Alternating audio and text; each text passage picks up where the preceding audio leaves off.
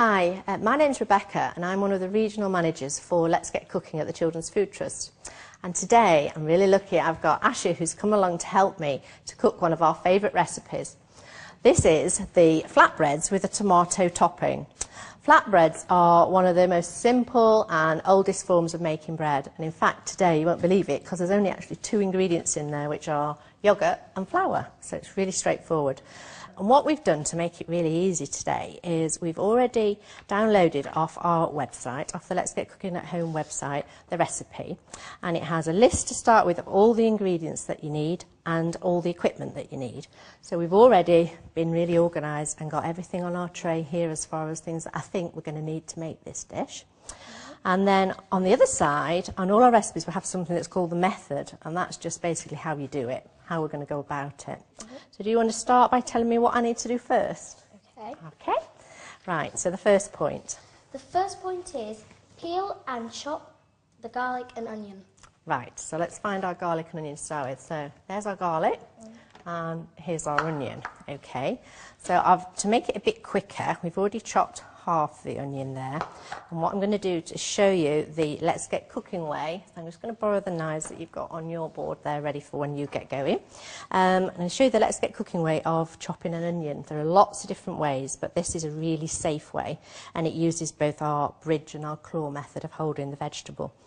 So I've chopped it in half, and all I'm going to do to start off with is just to take the tip off there. And then once we've done that, what you can do is actually peel back the outer layer of the onion. Any rubbish that we've got we'll put into this bowl here to keep the area that we're working on nice and neat and tidy. So whenever you're chopping anything, just try and take one job at a time on your board and keep it as debris free as we can. So just peel it back like that, clear all these other little bits out of the way. You can leave part of the peel on because that actually helps you hold it. And then what we're going to do is, using the bridge cut, which is, we call it a bridge because it looks like a bridge, yeah, like that, we're going to cut through our nice red onion. And I think we're going to need about 8 different cuts. So you put the tip of your knife in and then slice down about 8 times for an onion this size, just like that. And then when it's cut through, we're going to use the claw, so it looks like a claw, holding it down, and then just slicing through our onion. We need quite medium-sized pieces, not too fine. And then when it gets to the end, you can tip it on its side. And again, using your claw, just use the last few pieces of onion. If you've got any large pieces, then just chop through those. Using the other knife just to clear the back of your knife. And then with these nice boards that are bendy, you can use those to put it all in the bowl ready. We've then got to do just 1 clove of garlic. So there's 3 cloves here. So we're going to take 2 of those away, put them back on our board. So take the top and the bottom off, and then the outer layer of your piece of garlic. And then we're going to use the bridge again. Obviously it's a much smaller bridge this time. And again, through the centre of the bridge, just chop finely. And then holding it together with you, we're going to chop some nice little pieces. Now, one interesting tip with garlic is that actually the finer you cut it or crush it, the stronger it becomes. So if you use a garlic crusher, it actually will be much stronger than if you have quite big pieces like we've got today. So those pieces there are just perfect for this recipe. So there we have our onion all ready and our garlic. Another tip for when you've done garlic and onion is, if you've ever done it before, do you find that your fingers really, really smell? Yeah. What you do, if you rinse them in cold water straight away after you've done it, it takes that smell away and it won't stay on there for days afterwards. So that's a nice little tip to do as well. So we've got that one. What's our next point? Shall I do the next one? Let's see what we've got to do next. We've got to cut the tomatoes in half. So I've already done some again so that we're not here for a long, long time. So I've got organised earlier on. So there's just a few I'd like you to finish off for me if you could in that nice bowl there. So because we're on savoury things, you can use the same knife, it's fine. Could you do the bridge for me in these cut on these and just chop them in half for me, please? That's a lovely bridge, brilliant. And do it like that so that there's no danger of your fingers being in the way of the knife, because that's quite a sharp knife. So if you always hold it like that, your fingers are well out of the way. Okay, so we've got all our vegetables that are going to go in this lovely topping ready. We've got our onion and garlic and our tomatoes, but I don't know what I need to do next. So can you tell me what's next on the list? Right, point 3 is heat the oil in a small saucepan and add the onion and garlic. Okay, we're just going to measure a tablespoon of oil, keeping the oil down to a minimum, because obviously this is a virgin olive oil, which is very good for us, but we should keep the oil as small an amount as we can manage within the recipe. And so I'm frying off with the garlic and onion, is that right? Ooh, you can hear that sizzling straight away. It's really important that you don't burn garlic, or it can have quite a bitter taste. So we want to put it in. I'm going to turn the heat right down so that it just simmers away there just for a couple of minutes, and all we're doing is softening those onions off. So I'll show you. Can you see just starting to soften? Yeah. Okay, so we'll leave that simmering away. And do you want to tell me what I need to do next? Add the tomatoes and cook. So we're just going to add the tomatoes to the garlic and the onion and give them a quick stir around.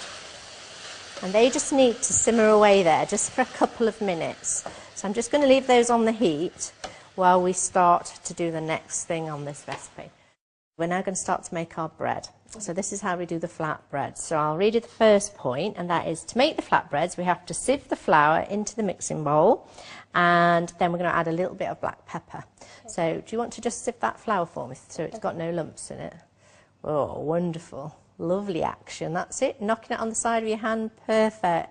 Loads of air in that flour now. And we'll just whiz over there, keeping everywhere nice and clean. That's not a problem. All the best cooks are messy. That's what I say. Right. So we've got our flour in there and a bit of pepper. So this is a nice pepper mill. I just want you to, can you just twist that and put me some pepper in, just to give it a little bit of flavour in. We're going to now add the yoghurt. I'm going to stir it really well. And what I love about this recipe is it is equal quantities of flour and yoghurt. And remember I said earlier, there's just 2 of those ingredients. That's all you need. So it's 150 grams of flour and 150 mils of yoghurt. And I'm just going to show you my favourite little jug as well here. Just so this jug is special because not only can you see it from the side like normal jugs when you're measuring, but you can also see from the top. So can you see it says 150 there? So you don't have to do all this bending down business. You can just literally look straight down and we've got it right. So 150 grams of flour and 150 ml of yoghurt. And if you've got a big family and you wanted to make more, you just have the same quantities. So it could be 200 and 200 or 300 and 300 or 600 and 600 and have flour all over the place. Okay, so can you just add that into there for me? That'll be right. Looks good. Excellent, thank you.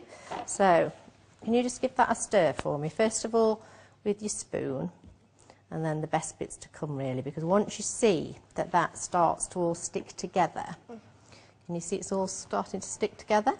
Once that happens, then we need to get your hands in there. And this is why it was so important. Do you remember earlier on when we were washing our hands and getting our aprons on and getting everything nice and clean? Well, it was important that your hands were spotless because they're going to go into the food that we're going to eat. It's coming together already, can you see? That's it. Try and get all the bits out the bottom as well.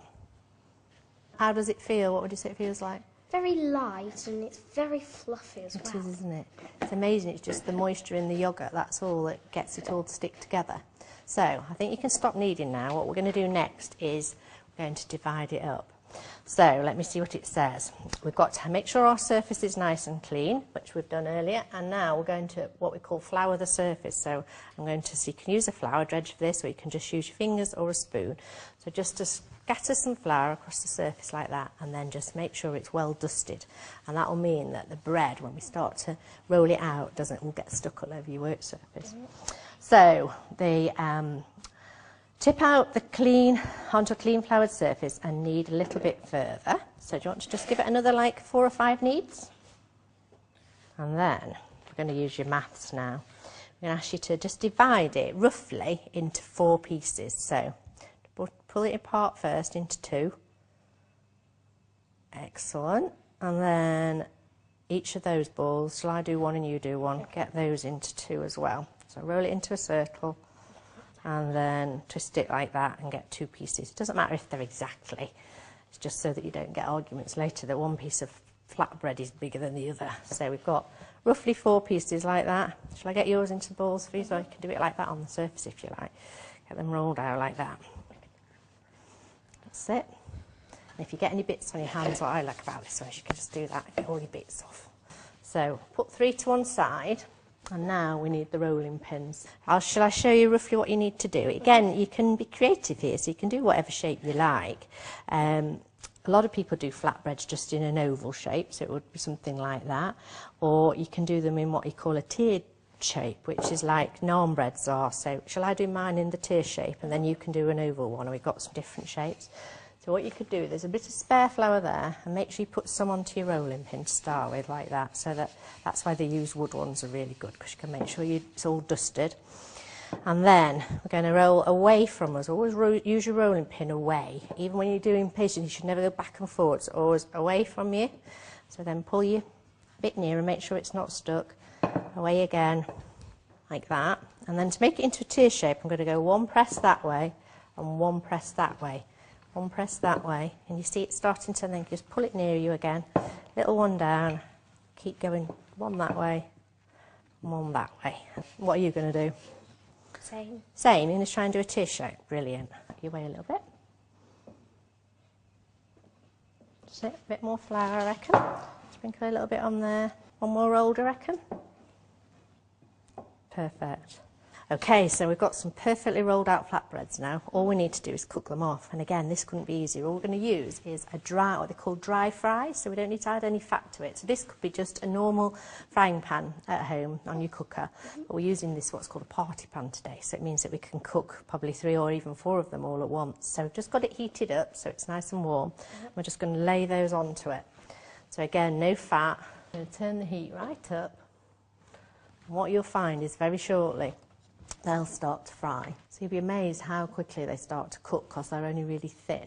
So if you want to just turn one over and see if it's nearly ready. Oh yeah, look at that. It's browning off beautifully already.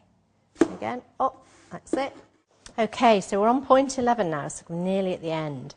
What we need to do now is to add some vinegar, some balsamic vinegar, add some black pepper and the honey that you've got there. So we've got half a 5ml teaspoon, so 2.5 mils of honey. So do you want to add that for me, Asha? Oh, it's nice and runny, that's it. And then I'm going to add 15 mils, again using these nice measuring spoons, of beautiful balsamic vinegar. So pour in like that. Put my spoon on there next to yours. And that will give it some nice depth, some nice darker colour. Can you smell that vinegar straight away? Okay, last thing, just a little bit of black pepper. If you don't catch your arm on the pan. A little bit more. Keep going. Count to 3. 1, 2, 3. Perfect. So all there is left to do now is to serve this lovely dish, okay? So it's always important to serve things nicely and to garnish them, so that, because we tend to eat with our eyes, so whatever something looks like, it's whether or not we want to get stuck in and get eating it straight away. So we've got this nice orange dish there, so if I scoop some of that into there, because we've got lots of topping, so we can use that later. So do you want to just straighten that out for me? And then another idea is obviously to stack your flatbreads like that, and then you can just spoon onto the top of them some of the lovely tomato topping like that, just in a little stack. And then what we're going to do is, we've got basil here, which is my favourite herb. We've washed this plant under the tap. You can see there's nice water droplets on there. And to just give it a smell that. It's beautiful, isn't it? Really nice. But basil doesn't like really to be cut with a knife. It tends to affect your body. So what you can do then is to just tear some pieces, pop those in, and then we'll just give it a quick stir. Beautiful. And just garnish like that. And then just a few sprinklings, a bit more pepper just on the top of it there. What do you think? Can't wait to taste it. It looks great, doesn't it? Yum, yum.